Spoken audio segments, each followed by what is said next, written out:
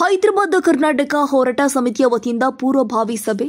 ಇದೇ ಸೆಪ್ಟೆಂಬರ್ 17 ಮಂಗಳವಾರದಂದು ಜಿಲ್ಲಾಡಳಿತ ವತಿಯಿಂದ ನಡೆಯಲಿರುವ ಕಲ್ಯಾಣ ಕರ್ನಾಟಕ ಉತ್ಸವ ದಿನಾಚರಣೆ ಅಂಗವಾಗಿ ಹೈದರಾಬಾದ್ ಕರ್ನಾಟಕ ಹೋರಾಟ ಸಮಿತಿ ಬಳ್ಳಾರಿ ಜಿಲ್ಲಾ ಘಟಕದ ಅಧ್ಯಕ್ಷರೂ ಆದ ಶ್ರೀ ಸಿರಿಗೇರಿ ಪನ್ನರಾಜ್ ಅವರ ಅಧ್ಯಕ್ಷತೆಯಲ್ಲಿ ಭಾನುವಾರ ಸಂಜೆ ಕಪ್ಪಗಲ್ಲು ರಸ್ತೆಯಲ್ಲಿ ಇರುವಂತಹ ಲಯನ್ಸ್ ಕ್ಲಬ್ನಲ್ಲಿ ಸಾಮಾಜಿಕ ಕಾರ್ಯಕರ್ತರು ಹಾಗೂ ಕನ್ನಡ ಪರ ಸಂಘಟನೆಗಳ ಮುಖಂಡರೊಂದಿಗೆ ಸೇರಿ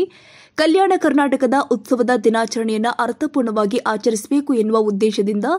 ಪೂರ್ವಭಾವಿ ಸಭೆಯನ್ನು ಕರೆಯಲಾಗಿತ್ತು. ಈ ಸಂದರ್ಭದಲ್ಲಿ ಶ್ರೀ ಸಿರಿಗೇರಿ ಪನ್ನರಾಜ್ ಅವರು ಮಾತನಾಡಿ, ಹೈದರಾಬಾದ್ ಕರ್ನಾಟಕದಿಂದ ಕಲ್ಯಾಣ ಕರ್ನಾಟಕ ಅಂತ ಹೇಗೆ ನಾಮಕರಣಗೊಂಡಿತು ಮತ್ತು ಸಂವಿಧಾನ ತಿದ್ದುಪಡಿ ಮೂಲಕ ವಿಶೇಷ ಸ್ಥಾನಮಾನ ಕಲ್ಪಿಸುವ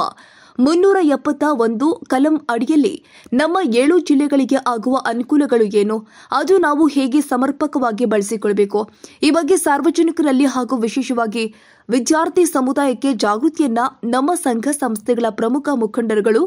ಅರಿವು ಮೂಡಿಸುವ ಕೆಲಸ ಮಾಡಬೇಕು ಅಂತ ಸವಿವರವಾಗಿ ಹೇಳಿದ್ದಾರೆ. ದಿನಾಂಕ 17 ಮಂಗಳವಾರದಂದು ಜಿಲ್ಲಾಡಳಿತ ವತಿಯಿಂದ ಮುನ್ಸಿಪಲ್ ಹೈಸ್ಕೂಲ್ ಮೈದಾನದಲ್ಲಿ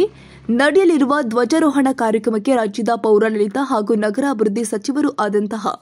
ಶ್ರೀ ರಹೀಂ ಖಾನ್ ಅವರು ಧ್ವಜಾರೋಹಣ ಮಾಡುವವರು. ನಮ್ಮ ಬಳ್ಳಾರಿ ಜಿಲ್ಲೆಯ ಎಲ್ಲ ಜನಸಾಮಾನ್ಯರು ಹೆಚ್ಚಿನ ಜನಸಂಖ್ಯೆಯಲ್ಲಿ ಪಾಲ್ಗೊಳ್ಳುವಂತೆ ಮಾಡಿ ಮುಂದಿನ ದಿನದಲ್ಲಿ ಗ್ರಾಮ ಮಟ್ಟದಿಂದ ಜಾಗೃತಿ ಮೂಡಿಸುವ ಕಾರ್ಯ ನಾವೆಲ್ಲರೂ ಕೂಡ ಸೇರಿ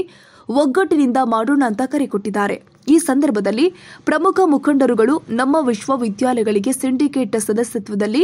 ನೇಮಕವಾಗಿರುವ ಅನ್ಯಾಯಗಳ ಕುರಿತು ಹಾಗೂ ಕಲ್ಯಾಣ ಕರ್ನಾಟಕದ ಭಾಗದ ಶಿಕ್ಷಕರುಗಳಿಗೆ ರಾಜ್ಯ ಪ್ರಶಸ್ತಿಯನ್ನು ನೀಡುವಲ್ಲಿ ಆಗಿರುವ